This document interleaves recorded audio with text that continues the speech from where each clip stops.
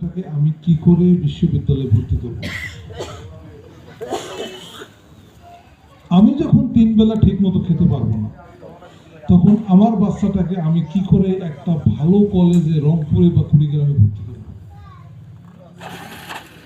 আমার মেয়েটা, তার বয়স যখন 14-15 বছর বয়স, ওই সময় যখন একটা বিয়ের প্রস্তাব আসে, আমি যেহেতু 3 বেলা খেতে স্ট্রাগল করি, 3 বেলা খেতে আমার কষ্ট হয়, তখন আমি কি করে এই চিন্তা করব যে না, আমি বিয়েটাকে রিজেক্ট করলাম, আমার মেয়েটা গিয়ে ঢাকায় পড়াশোনা করবে, তারপর বিয়ে দেব।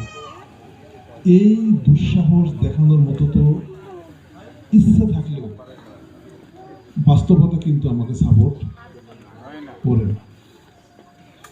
সমস্যা তখন কি হয়? সমস্যা হয় যে আপনার ছেলের যে মেধা, আপনার মেয়ের যে মেধা, এই মেধাতে সে হয়তো পৃথিবীর শ্রেষ্ঠ বিশ্ববিদ্যালয়ে আস্তে আস্তে পড়ার কথা, কিন্তু আমার অভাব, আমার আর্থিক দৈন্যতাটা এই মেয়েটার গলা টিপে তার টোটাল প্রসপেক্টটাকে ধ্বংস করে দিচ্ছে।